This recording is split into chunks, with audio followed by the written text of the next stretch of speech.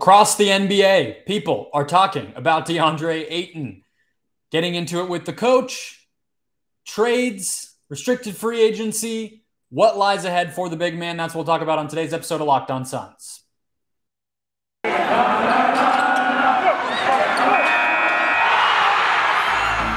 You are Locked On Suns, your daily Phoenix Suns podcast, part of the Locked On Podcast Network, your team every day.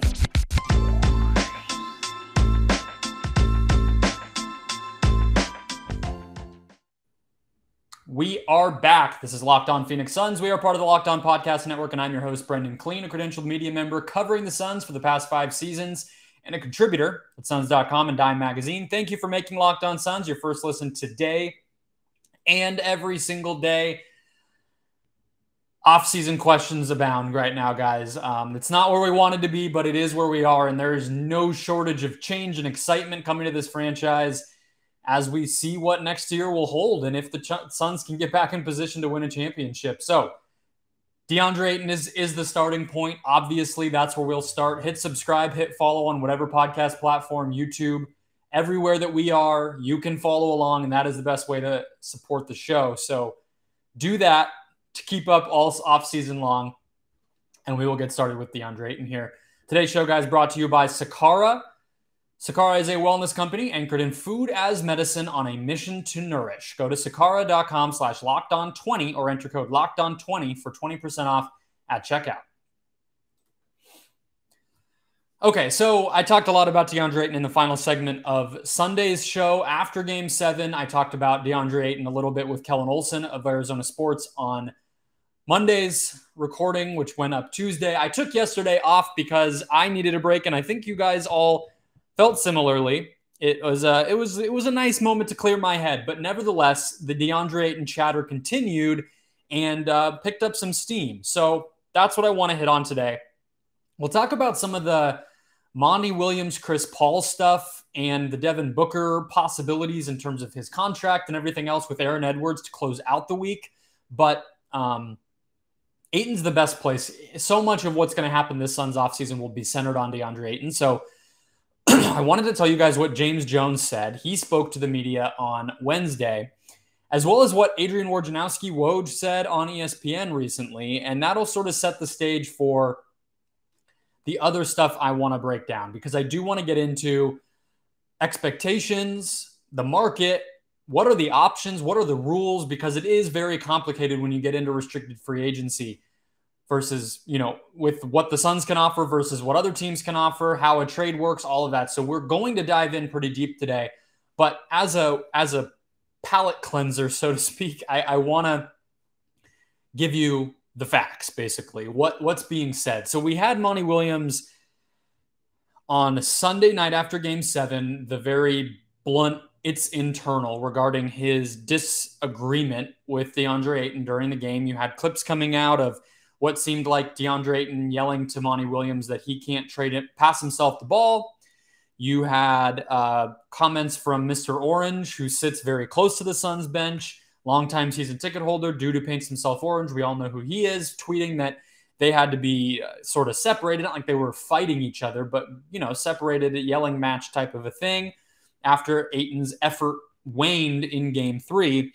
Then on Monday, you had Monty Williams talking about the contract situation will be something that the Suns handle between Monty and James and the rest of the front office over the summer, and he left it at that after being given another opportunity to put his support behind Deandre more fully, okay? You also had Devin Booker giving a pretty bizarre comment about Deandre's off-the-court and mental, comfort level, I guess, or the quality of his life off the court and mentally speaking. I don't know. I'm struggling for words because it was a bizarre thing for Booker to say, and I don't exactly know what he meant by it. But that all leads to what James Jones said today, which was he was asked, Deandre, how important is it basically for you to keep him on board going forward? And what did you think of his season? Okay. So he said, DeAndre had a great season, a really productive season. I think across the board, you look at what he did and he improved. That's a testament to him and the hard work. That's what you expect from a player of his caliber. As far as free agency and those things, we'll address them at the proper time. That's the time that happens in July at the end of June. But we want to continue to keep our consistency, our continuity, and keep the guys that we have, listen to that part, and continue to help those guys improve upon the things that we did this year. The season didn't end the way we wanted it to, but I think with a lot of internal improvement, we can progress forward. Keeping in mind that James Jones says about the most bland things that he can, and he's very sneaky good at this, of saying very little, even when it feels like he's saying a lot. You do have him tacitly saying right there, we want to continue to keep our consistency, our continuity, and the guys that we have. Okay. So that indicates that's where his head is at right now, or at least that's the public message that he wants to send, which we will get to. Okay. Then you also have Deandre Ayton being discussed on ESPN by Adrian Wojnarowski as NBA Today travels the country on all this live broadcasting. And obviously Ayton came up, but they have Woj on TV every day now. So we're going to start getting this stuff fast and furious. And Woj's initial comment, quote, DeAndre Ayton did not feel valued by this Phoenix organization. He is going to get a max contract in the marketplace somewhere. There are a lot of teams lining up to figure out how can we acquire him. Okay. So very similar to last summer when you were hearing that when the Suns chose not to give Ayton his contract extension and would not offer that full 5-year maximum deal that Ayton so badly wanted, there is still a market. And rightly so. I just want to remind people of what Ayton is, okay? He's at a stacked position defensively. That's always going to be true. But I still think he's probably one of the maybe 10 he's probably one of the most 5 impactful defensive big men in the NBA. I mean, you have Gobert, you have Embiid, you have Bam.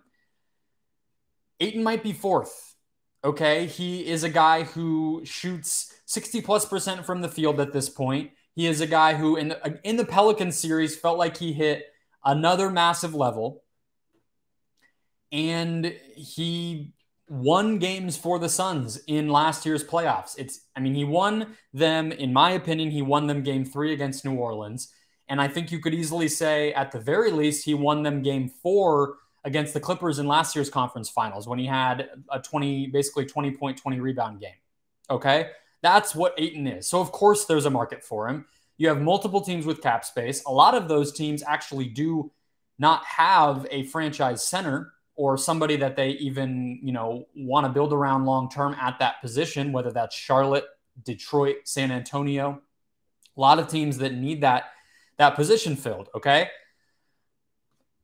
So, apologies for my coughing, you clearly will get teams bidding for DeAndre Ayton, wanting to sign him to an offer sheet, and that's not to mention teams that are interested in signing and trading him.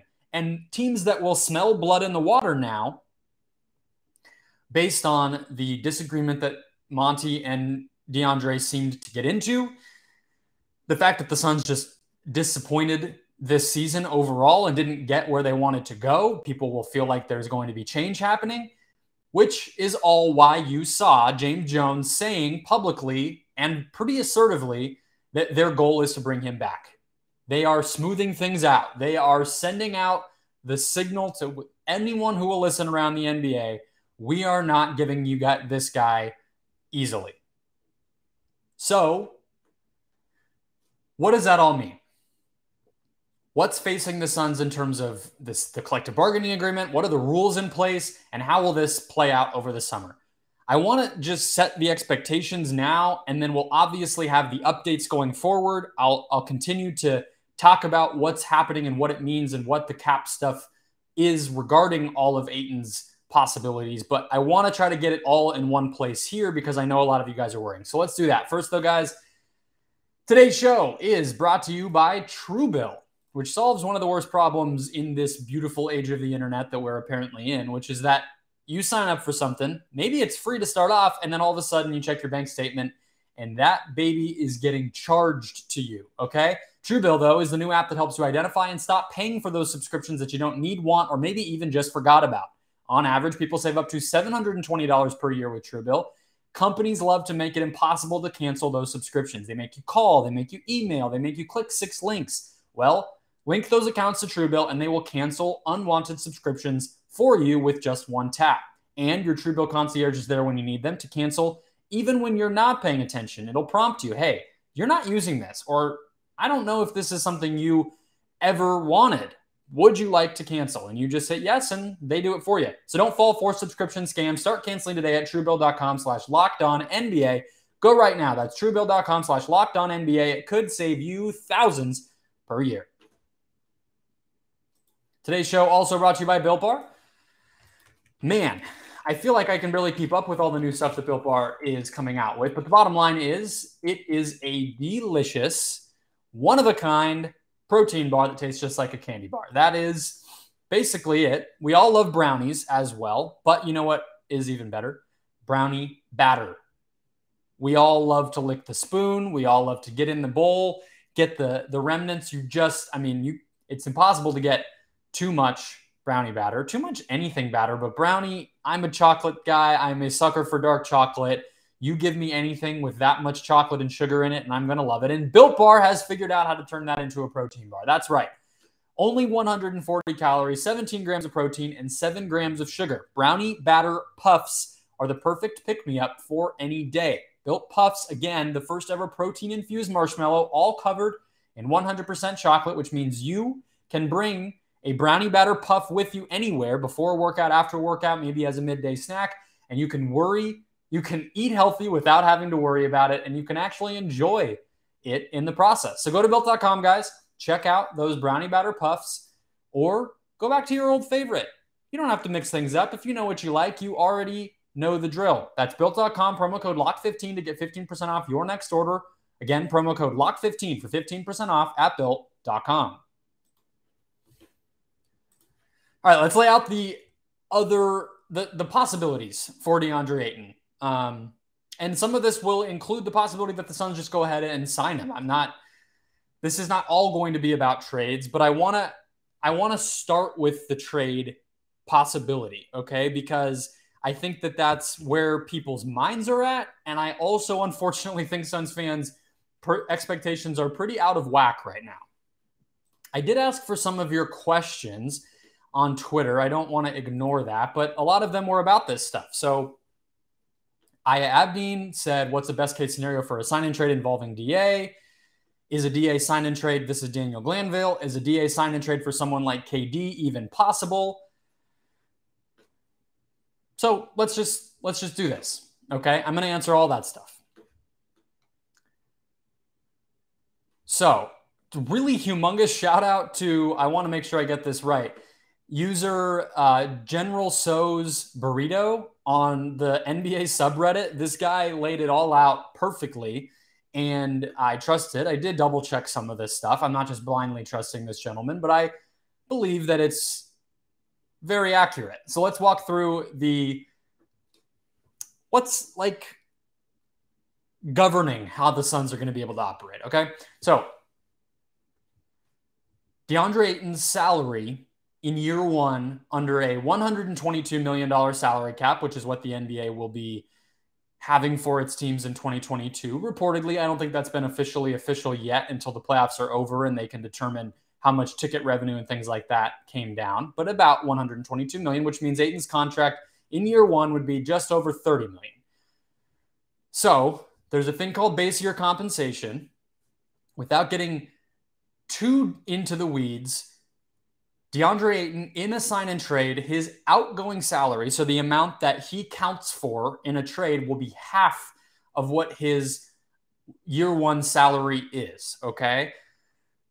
That means, because they are an over-the-cap team, they can only bring back, in a deal, $20.25 million in salary, okay? If they go into the tax at any point, then they can only bring back $19.1 million in salary in a trade for Ayton, okay? For the team receiving Deandre Ayton, his salary counts as the full $30.5 million. So they have to send back a minimum of $24.3 million. So if you're following, it's very difficult to orchestrate a straight two-team sign-and trade with Ayton on a max contract. There's a lot of problems with doing it straight up, basically, if they are over the cap.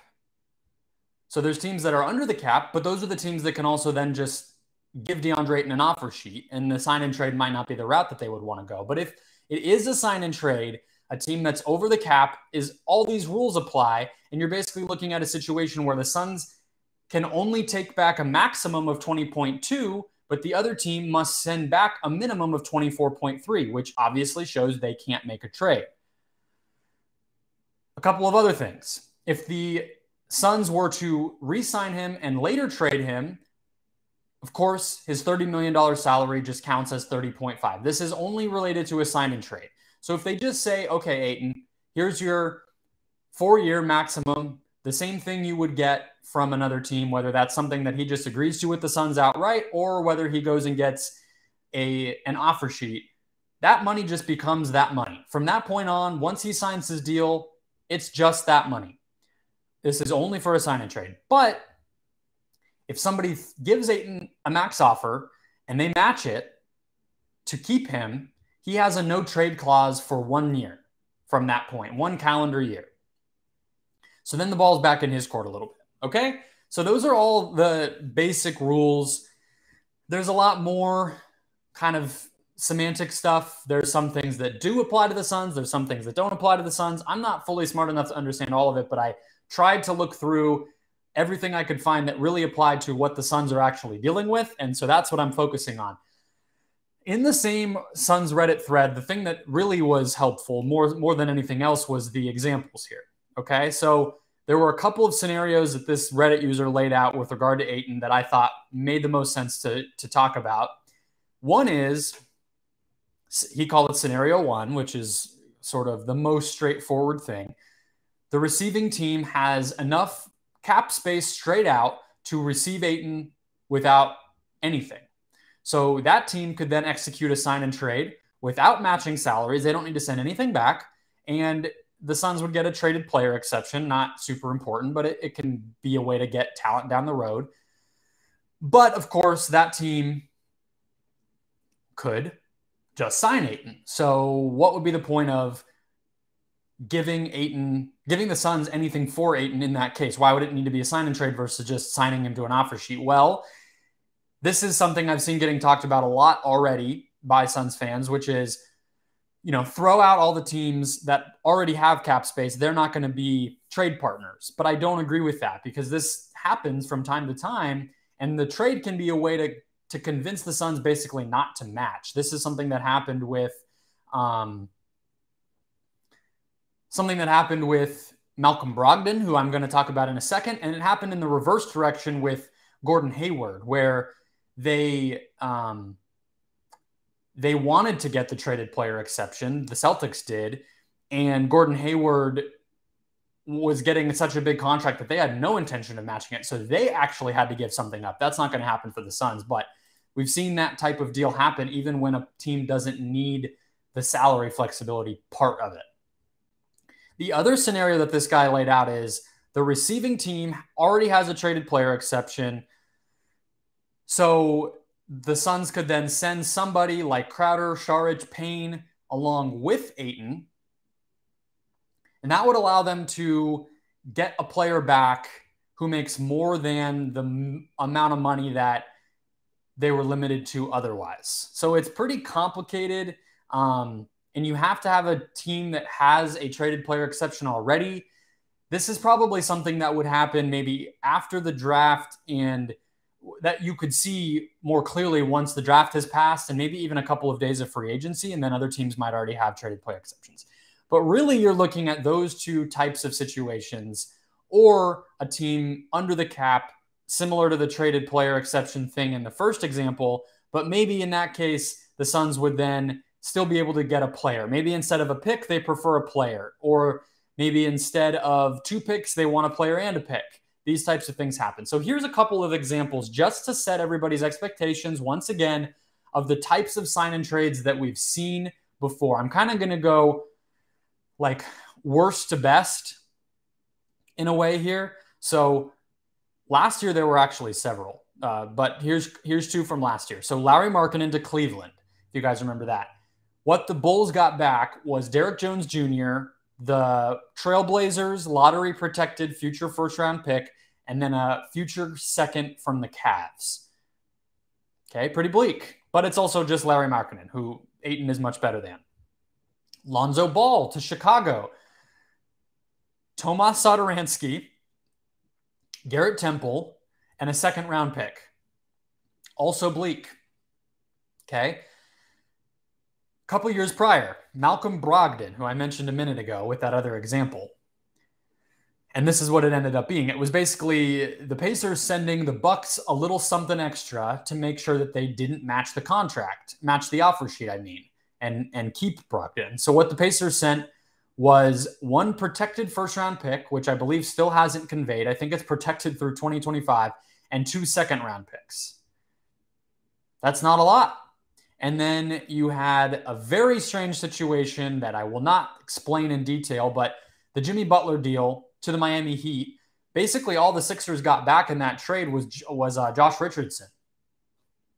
So a guy who, might lead the Miami Heat to 2 finals in 3 years, left the team, and all they got back was Josh Richardson. Kevin Durant to Brooklyn. Okay, this was a little bit of a weird one because this was, if I'm remembering correctly, the Nets had the cap space to just go get Kevin Durant. They didn't really want D'Angelo Russell anymore. And I think it was also received at the time as somewhat of KD doing the Warriors a little bit of a favor, giving them some type of asset in return, D'Angelo Russell, who they then flipped to Minnesota for picks and everything. We know all that.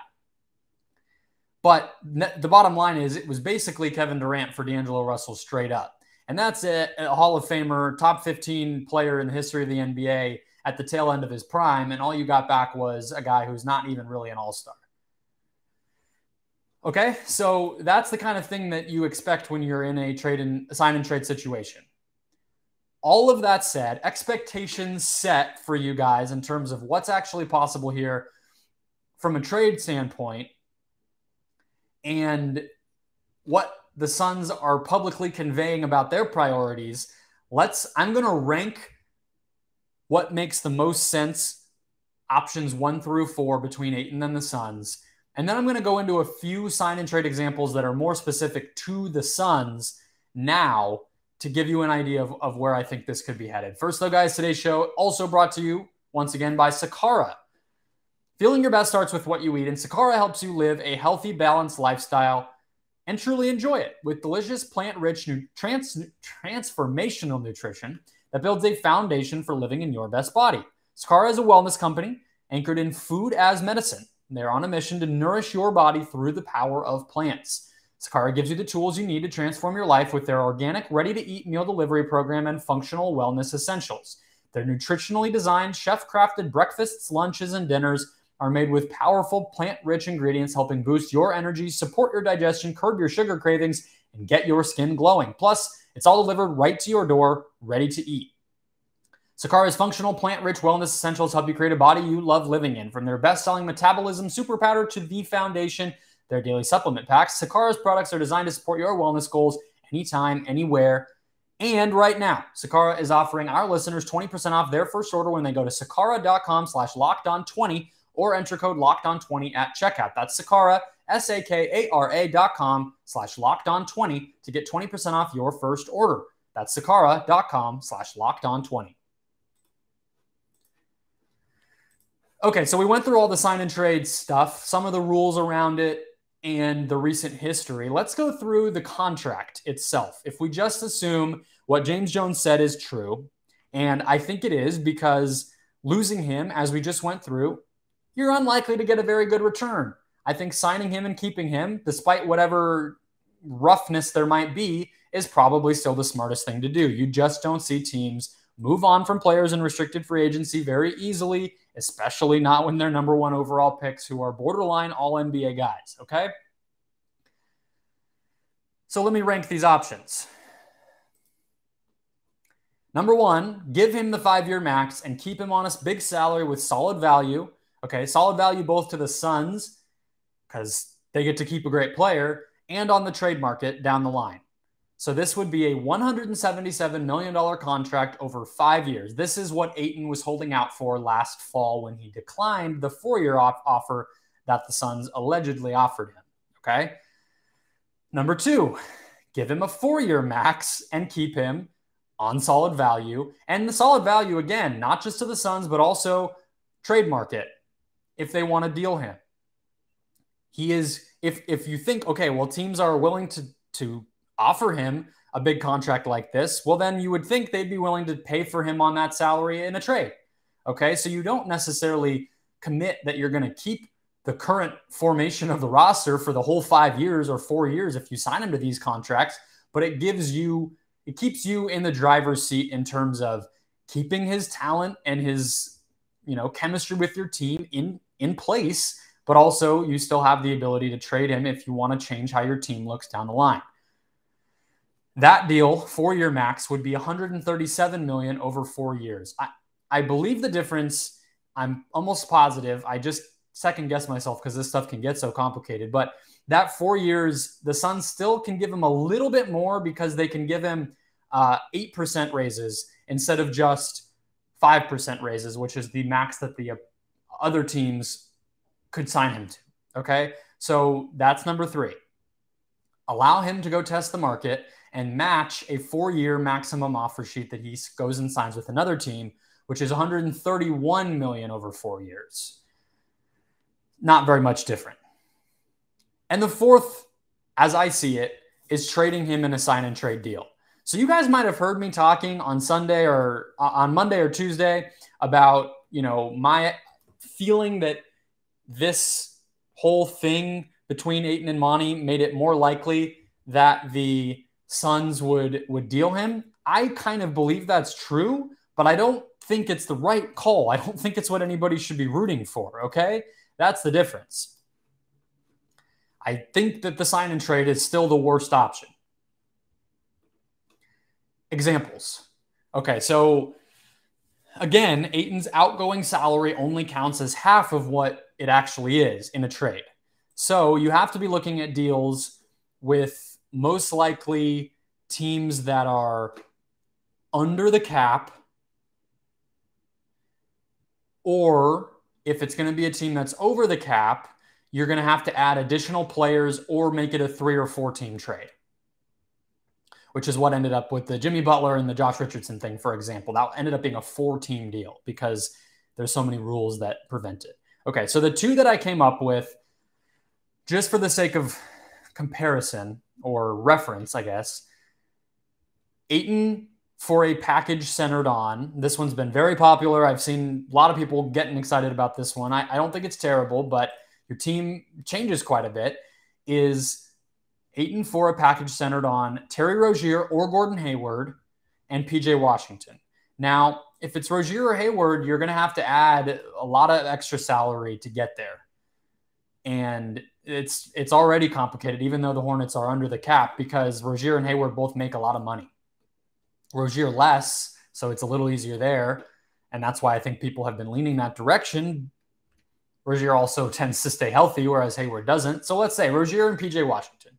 That would be a pretty solid return, all things considered, when you compare it to Lonzo Ball for Tomas Satoransky, Garrett Temple, and a second-round pick. I think that's a pretty good return if you're getting Rozier, who's a pretty good 3-and-D guard. He's undersized, but he's pretty good.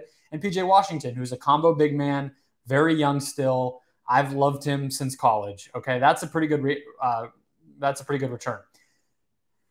The other one, Ayton for a package centered on Jakob Poeltl from the Spurs, and then one of their young players, most likely Keldon Johnson, although I think they really like him and he's pretty good, or Lonnie Walker. But Lonnie Walker is actually a restricted free agent. And then Devin Vassell is somebody I put out on Twitter, like, best case scenario, what if the Suns got Poeltl and Devin Vassell? And people hated it. And I get that. I mean, I think Vassell is a decent player, and I think Poeltl is a pretty good fill for Ayton's spot, but I get all of it. I don't want to make anybody feel like I think that would make the Suns better.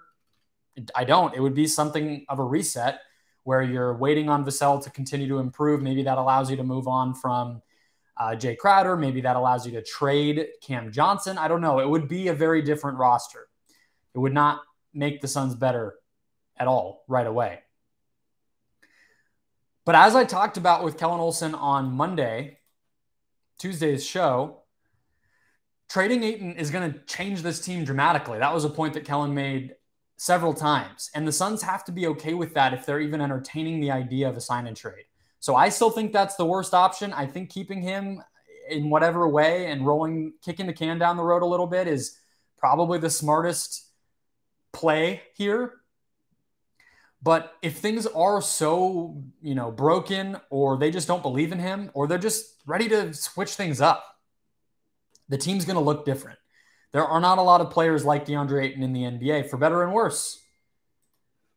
But here are a couple, because I think center becomes the big question, right? Like Poeltl is in my opinion, a decent option. PJ Washington would be a very different option. And then maybe in that case, you try to keep, JaVale McGee or something. But center would be the big thing, because I don't think you're getting a player who's exactly like Ayton back. So the only centers I did a look both on the free agent side and on the trade side that I could see filling that void for the Suns if they were to trade Ayton.